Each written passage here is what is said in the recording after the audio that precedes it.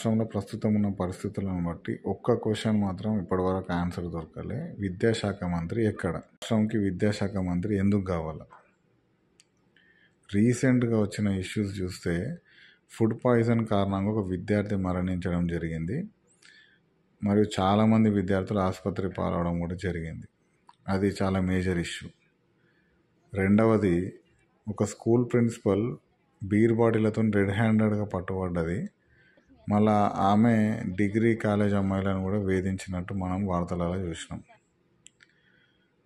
ఇక మూడవది, ఈ ముఖ్యమంత్రి తప్పుడు ప్రచారాల వల్ల లేకపోతే విపరీతమైన హామీల వల్ల ఇలా తెలంగాణలో నిరుద్యోగుల ఉద్యమమే జరుగుతున్నది.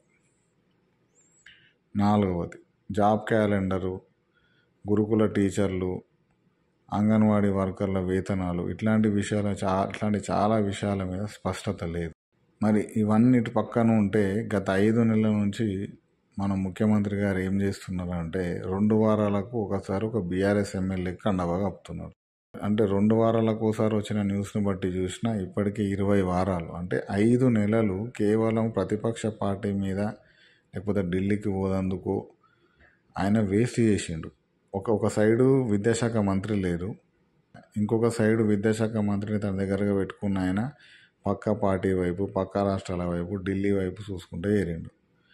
ఇట్లాంటి పరిస్థితులల్లో ఈ ఎదురయ్యే కొత్తగా వచ్చే ఈ సమస్యలని ఆల్రెడీ పాత సమస్యలను ఎదుర్కొంటున్న యంత్రాంగం సరిదిద్దలేదు.